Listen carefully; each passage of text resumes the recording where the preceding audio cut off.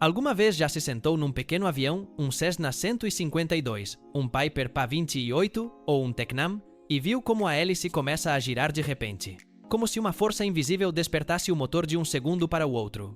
É um momento quase mágico. A hélice, imóvel e silenciosa, de repente ganha vida, vibra, ruge, acelera, e todo o avião começa a pulsar. Mas por trás dessa cena aparentemente simples, há um processo técnico cheio de precisão, riscos, rituais e passos que devem ser executados com absoluta exatidão. Hoje, na Aerocielo, vou revelar a verdade sem filtros sobre como realmente se liga um motor de hélice clássico. Nada do que imagina é tão simples quanto parece. E prometo-lhe uma coisa: quando terminar este vídeo, nunca mais verá um avião da mesma forma. Porque um motor a pistão aeronáutico não funciona como um carro. Não soa da mesma forma. Não arranca da mesma forma, não se comporta da mesma forma e, acima de tudo, não perdoa erros. Vamos passo a passo. Antes de continuar, deixe-me nos comentários de que país está a ver este vídeo. Adoro ver a diversidade dos nossos espectadores e como a paixão pela aviação nos une a todos. O ritual antes do ritual. Preparar o ambiente para não morrer. Pode parecer dramático, mas é real. Antes mesmo de tocar na chave de ignição, os pilotos realizam algo chamado Clear Prop, um grito. Literalmente. O piloto abre a janela ou a porta e grita: hélice despejada. Por quê? Porque a hélice pode ligar a qualquer momento e transformar-se numa guilhotina girando a 800 rotações por minuto. Muitos acidentes na aviação geral ocorreram porque alguém se aproximou por curiosidade no momento errado. Portanto, o primeiro passo para ligar um motor de pistão clássico não é técnico, é de sobrevivência. Os componentes que entram em jogo, ao contrário de um turbofan, onde tudo é digital e automático, aqui estamos a falar de um motor mecânico, cru, direto, visceral. Um bloco de metal entre si e o céu. Os protagonistas da partida são magnetos velas mistura primer, acelerador, bateria carburador ou injetor. Se parece com um carro antigo, é porque praticamente é. Muitos motores Lycoming e Continental utilizam designs dos anos 50, mas funcionam tão bem que continuam a ser a espinha dorsal da aviação ligeira. O coração secreto, os magnetos. Este é um dos segredos mais bem guardados da aviação ligeira. Um motor de avião não depende da bateria para se manter ligado. Por quê? Porque utiliza magnetos, pequenos geradores que produzem a faísca para acender o combustível nos cilindros sem precisar da eletricidade do avião. Pense neles como mini centrais elétricas que funcionam com o movimento do motor. Isto significa que, mesmo que a bateria falhe, o motor pode continuar a funcionar. Mesmo que o alternador pare de funcionar, o motor não desliga. Mesmo que todos os sistemas elétricos explodam, o motor continua vivo. É por isso que os aviões a hélice são incrivelmente confiáveis. O combustível precisa de ajuda, o primeiro. Um motor frio não quer dar partida. As paredes internas estão frias. O combustível não vaporiza bem. O ar está denso e não há mistura adequada. É por isso que existe o primeiro, partidor. O piloto o aciona para injetar manualmente uma pequena quantidade de combustível diretamente nos cilindros, como uma colherada de gasolina extra para convencer o motor a acordar. Muito pouco o motor não arranca. Demasiado ele engasga e pode provocar um incêndio. Os pilotos experientes sentem qual é a quantidade certa. Os novatos, bem, aprendem com sustos. O momento-chave, os ímãs em BOTA. A chave do motor não é como a do seu carro. Tem várias posições. Off, ímãs, desligados. R, apenas magneto. Direito. L, apenas magneto esquerdo. BOTA, ambos os magnetos ativos. Start, motor de arranque. A posição BOT é essencial. É onde ambos os magnetos estão prontos para criar faísca. Ao contrário de um automóvel que tem apenas uma bobina elétrica, os aviões têm dois sistemas de ignição completamente independentes.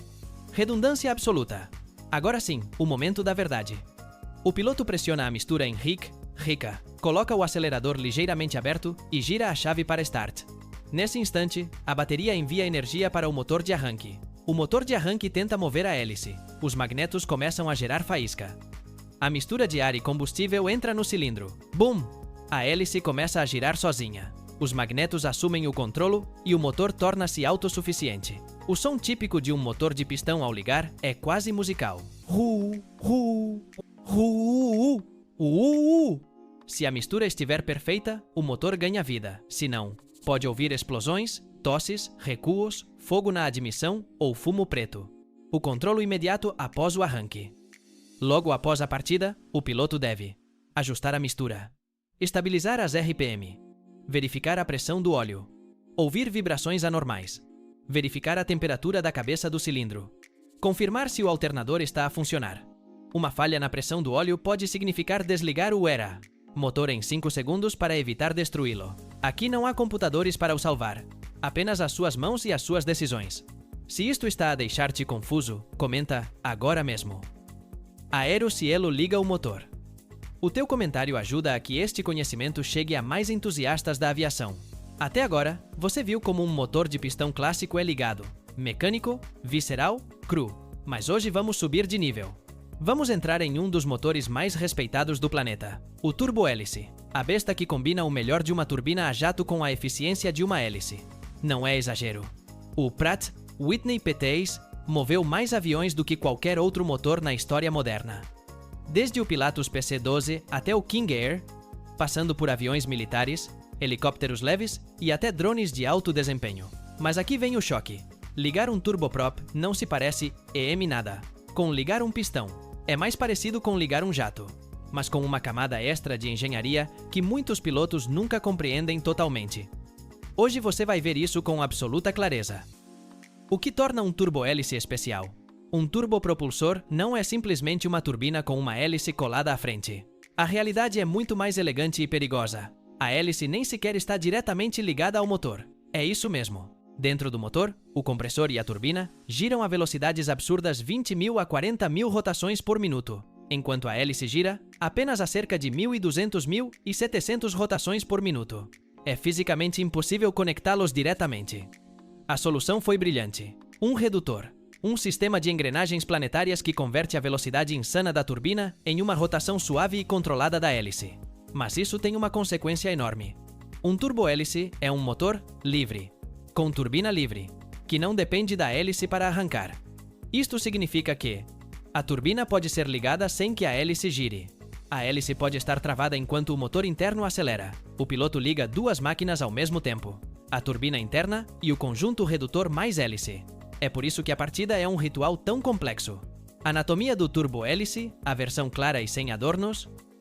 Um turbopropulsor típico como o PT6 tem 3 secções principais. Compressor PAS, que comprimem o ar a pressões extremamente altas. Câmara de combustão, onde o ar mais combustível são inflamados violentamente. Turbina livre. Esta não move o compressor, move apenas a hélice. Isso torna o turbohélice uma espécie de híbrido entre um jato e um motor mecânico. E agora sim, vamos ao arranque. Etapa 1. Alimentação elétrica.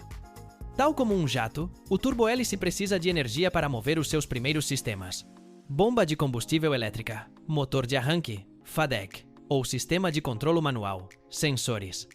Mas aqui está a primeira grande diferença em relação a um avião grande. Muitos turbohélices podem arrancar sem APU. Sim, sem a turbina auxiliar que você viu no bloco anterior. O PC-12, o Caravan e o King Air arrancam usando uma bateria enorme, projetada para fornecer correntes que queimariam os cabos de um automóvel, se a bateria estiver fraca. Não há partida. É por isso que os pilotos verificam a voltagem como se fosse um exame médico. Etapa 2. Ar em movimento. O piloto move a alavanca para o starter. O motor de arranque faz girar o compressor interno. Ainda não há combustível. Ainda não há fogo. Apenas ar a entrar. Essa rotação inicial deve atingir uma velocidade mínima, entre 12% e 20% da turbina interna, dependendo do modelo. Se esse nível não for atingido, a partida é abortada. Porque se colocar combustível antes do tempo, o motor explode por dentro. Chamam-lhe arranque a quente, e é um dos maiores perigos deste processo. Etapa 3. Nascimento do fogo. Quando a turbina interna atinge a velocidade mínima, o piloto faz algo crítico. Abre o combustível. E aqui entra em cena o som mais bonito do turbohélice. Chuf FFF. A ignição ocorre em milésimos de segundo. O FADEC, se existir, controla a mistura. O combustível é atomizado. A chama acende-se. A temperatura sobe brutalmente. Se tudo correr bem, a turbina continua a acelerar suavemente. Se não, a ITT, temperatura, sobe para níveis críticos e a partida deve ser abortada em menos de 2 segundos. Se isso está deixando você louco, comente agora. Aero Cielo liga o motor. O seu comentário leva este conteúdo a milhares de futuros pilotos. Etapa 4. Nasce a turbina livre. Quando a turbina interna está estável, a chama já é autossuficiente, mas a hélice ainda não está a participar. Até este momento, a turbina gira sozinha, no seu mundo interno. E agora acontece a magia. A pressão dos gases quentes aumenta. Essa pressão impulsiona a turbina livre. A turbina livre faz girar o redutor. O redutor faz girar a hélice. Finalmente, a hélice desperta, mas ela se move de forma suave, quase elegante, como um animal que abre os olhos lentamente. Etapa 5. Controlo da hélice. Os turbohélices têm uma alavanca especial, prop lever, alavanca da hélice. Não controla a potência. Controla o passo da hélice, o ângulo das pás. Na partida, a hélice geralmente está em feather, penas, um ângulo em que oferece quase zero resistência ao vento. A razão? Se a hélice estivesse em passo normal, o motor iria afogar-se. Em feather, pode arrancar sem problemas. Só depois é que o piloto o retira da posição feather e o deixa pronto para gerar impulso. Etapa 6. Motores ligados. Quando tudo estiver estável. ITT em verde. Torque no mínimo, hélice sincronizada. RPM estável. Bateria a recuperar. O motor está oficialmente ligado. E tudo isso acontece sem que a maioria dos passageiros tenha ideia da coreografia que acabou de ocorrer. Até agora, você viu como um motor a pistão e um turbohélice acordam quando tudo funciona bem. Mas a realidade operacional é outra. A partida dos motores a hélice é um dos momentos mais críticos de toda a aviação, muito mais do que a maioria dos passageiros e pilotos novatos acreditam. E neste bloco você vai descobrir por quê. Porque quando um motor de hélice falha ao arrancar, não o faz de forma silenciosa ou elegante. Ele o faz com explosões, recuos, golpes mecânicos, fumo, chamas, pistões inundados e hélices que podem girar de forma imprevisível como guilhotinas de aço. Literalmente, há pilotos experientes que respeitam mais a partida do que a decolagem. Este bloco irá mostrar-lhe a dura realidade. O que pode falhar? Como é que se detecta? E como salvar a situação antes que ela termine em um incêndio ou em um motor destruído? Bem-vindo ao mundo onde a engenharia não negocia com o erro. 1. A falha mais temida num motor de pistão. O arranque a quente. Quando se fala em hot start, quase todo mundo pensa em turbinas. Mas os motores de pistão também têm a sua própria versão, igualmente perigosa. Aqui acontece algo muito simples. Se o motor estiver muito quente quando você tenta ligá-lo, o combustível dentro do carburador ou do sistema de injeção vaporiza muito rapidamente, produzindo uma mistura imprevisível que pode atrasar a ignição, inundar o motor, produzir uma explosão fora do tempo ou provocar um recuo brutal. Esse recuo, o famoso kickback, é um inimigo silencioso. Um grande motor de aviação que recua pode danificar o motor de arranque, a caixa redutora, os dentes da engrenagem ou até mesmo dobrar a hélice, o que basicamente condena o motor. Não estamos a falar de uma falha pequena. Um forte recuo pode deixar um avião em terra durante semanas. Por isso, os pilotos que voam com motores grandes como os que equipam um Cessna 182, um Piper Saratoga ou um Cirrus SR-22 têm rituais milimétricos para evitar isso. Mistura pobre, bomba de combustível desligada, acelerador aberto, espera para arrefecimento, pré-aquecimento preciso antes de dar a partida, um movimento mal feito, e a hélice pode dar um coice na direção contrária. 2. O inimigo silencioso, o motor inundado. Esta falha parece inofensiva, mas é uma das mais comuns na aviação ligeira. Ocorre quando entra combustível em excesso nos cilindros antes que haja ar suficiente para acendê-lo. O piloto gira a chave. O motor faz RR, mas não arranca. Gira novamente. Continua sem pegar. Dá mais mistura, mais cebado. E, sem perceber, encheu os cilindros com combustível líquido. Agora o motor está saturado, e qualquer faísca pode provocar uma explosão desproporcional, incêndio no carburador, ou um retorno de chama que cuspa chamas pela admissão. Os bombeiros de muitos pequenos aeródromos apagaram incêndios no solo que começaram exatamente assim. Por isso, os manuais explicam como desinundar. O motor, mistura no mínimo, acelerador totalmente aberto, bomba desligada, girar sem ignição para expelir combustível, voltar à configuração normal. Mas a maioria dos pilotos não sabe disso, porque nunca lhes foi explicado tão claramente como agora. 3. O turbohélice e o seu inferno pessoal, o Hot Section Start. Passemos agora ao mundo dos turbopropulsores, onde as falhas de arranque não são um inconveniente. São uma ameaça de destruição do motor. Aqui, o problema mais perigoso é o arranque a quente real, Hot Start. Ocorre quando a turbina interna recebe combustível antes que haja fluxo de ar suficiente para arrefecê-la. O resultado? A temperatura ITT dispara para níveis que podem ultrapassar os 900.000 graus Celsius em segundos. E se o piloto não cortar o combustível imediatamente, a turbina literalmente começa a derreter. Não é uma metáfora. As pás internas, feitas de ligas caras, podem deformar-se, fraturar-se ou perder a sua estrutura cristalina. Por isso, durante a partida de um turbohélice, os pilotos ficam de olho em um único valor, o ITT. Se subir muito rápido, cortar combustível. Se ultrapassar o limite, abortar. Se houver fumo preto, problema de injeção. Se a hélice não girar suavemente, falha por atrito. Se a partida estiver lenta, risco iminente de hot start. Literalmente, os primeiros 15 segundos da partida de um turbohélice são pura adrenalina. Embora, visto de fora, tudo pareça tranquilo. 4. A falha mais desconhecida. A partida sem rotação da hélice. Esta é a que mais assusta os passageiros, porque eles a veem diretamente pela janela. A hélice não gira quando o motor está a tentar arrancar. Isto acontece por várias razões. Falha do motor de arranque, embreagem que não engata, baixa pressão na bateria, falha do solenoide, desgaste das engrenagens, ou, em turbopropulsores, falha do starter generator. Visto de fora, parece que o motor está morto, mas há algo pior. O motor pode estar a entrar em combustão interna sem que a hélice se mova. Isso significa que há fogo dentro do motor, mas nada o está dissipando. Por outras palavras, risco real de incêndio. Por isso, assim que um piloto percebe que o motor está a tentar ligar sem que haja rotação visível, o procedimento é sempre o mesmo. Combustível desligado, mistura cortada, bombas desligadas, magnetos desligados. Em seguida, esvazie o combustível e verifique. 5. A partida que assusta os passageiros. Pops, bangs e fumo branco.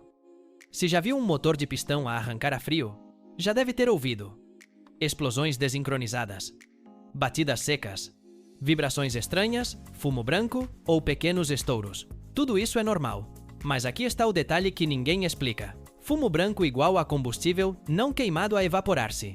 Fumo preto igual a mistura demasiado rica. O estalo seco igual a um cilindro a acender fora do tempo.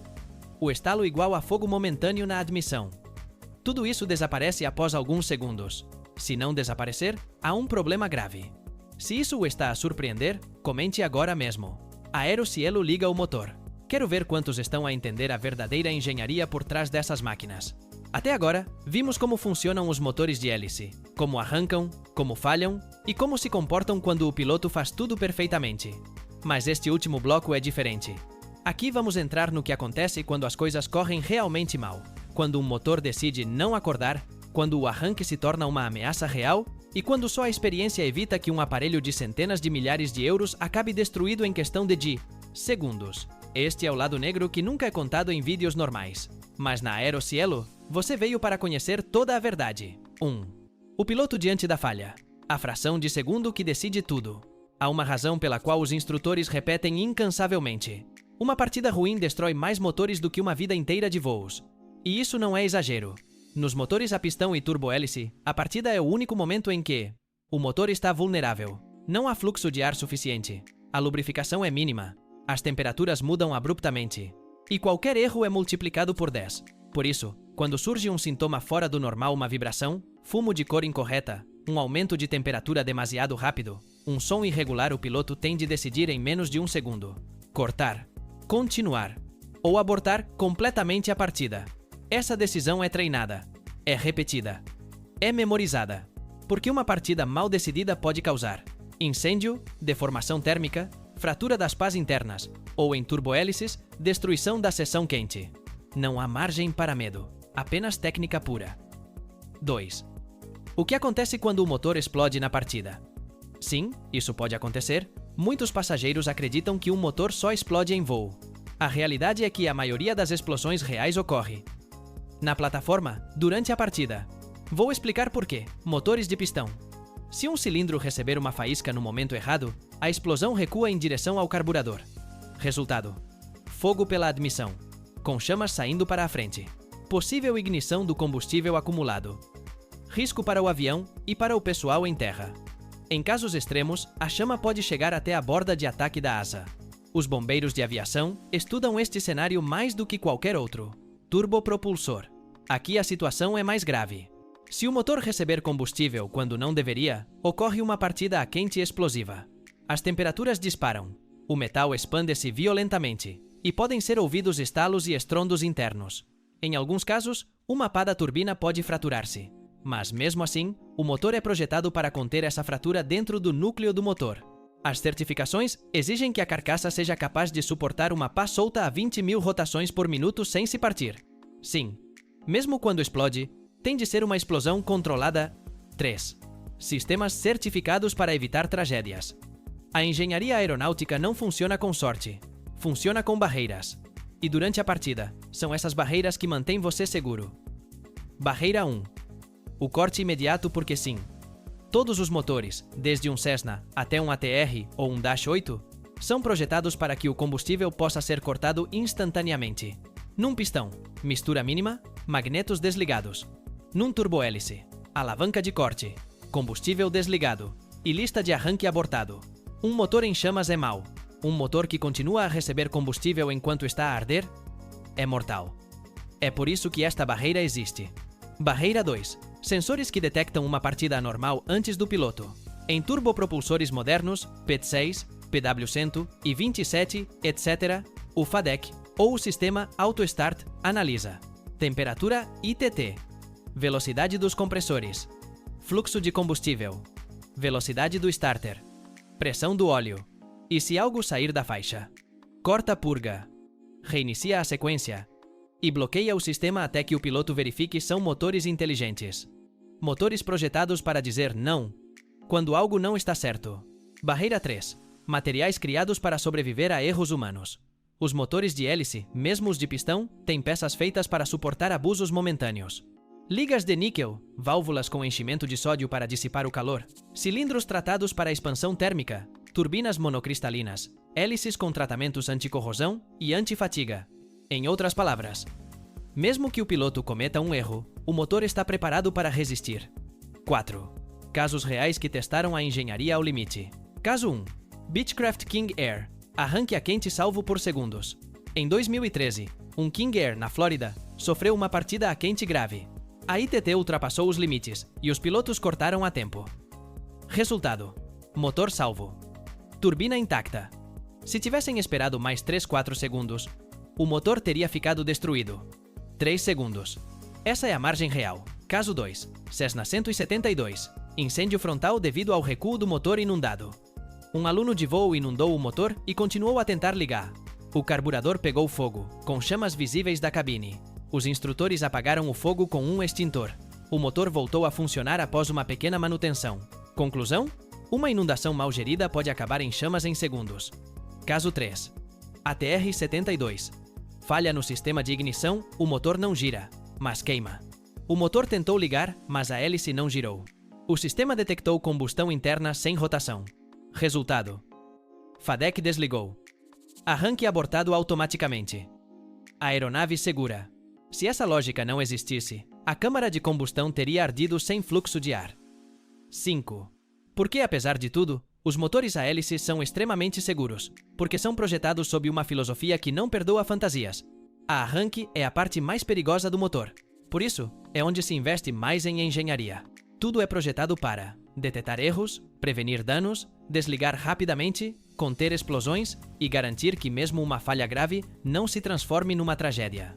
Esse é o milagre silencioso que poucos conhecem. Se esta viagem lhe abriu os olhos, comente agora mesmo. Aerocielo é potência.